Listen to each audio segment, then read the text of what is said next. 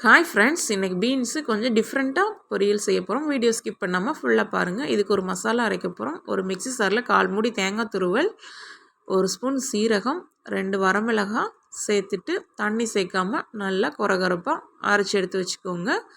பீன்ஸை பொடியாக கட் பண்ணிவிட்டு தண்ணியில் போட்டு நல்லா கழுவி எடுத்து வச்சுக்கோங்க. இப்போது ஒரு கடாயை அடுப்பில் வச்சுக்கோங்க. அது காஞ்சதும் எண்ணெய் சேர்த்துக்கோங்க. எண்ணெய் காஞ்சதும் 1 ஸ்பூன் கடுகுளுந்தம்பருப்பு, 1 ஸ்பூன் சீரகம் சேர்த்துட்டு நல்லா பொரிய விடுங்க. கூடவே கருவேப்பிலை சேர்த்துக்கோங்க. தேவையான அளவுக்கு உப்பு சேர்த்துக்கோங்க.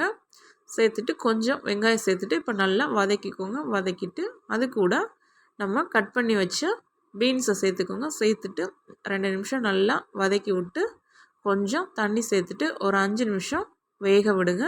இந்த சமயம் கொஞ்சமாக புளி எடுத்து லைட்டாக கரைச்சிட்டு அதை கொஞ்சம் சேர்த்துக்கோங்க. சேர்த்துட்டு மறுபடியும் ஒரு 5 நிமிஷம் நல்லா வேக விடுங்க. வெந்ததும் இப்போ இந்த மசாலாவை சேர்த்துக்கோங்க. கண்டிப்பாக இந்த மசாலா தான் ருசியை கொடுக்கும், அதை மறந்துடாதீங்க.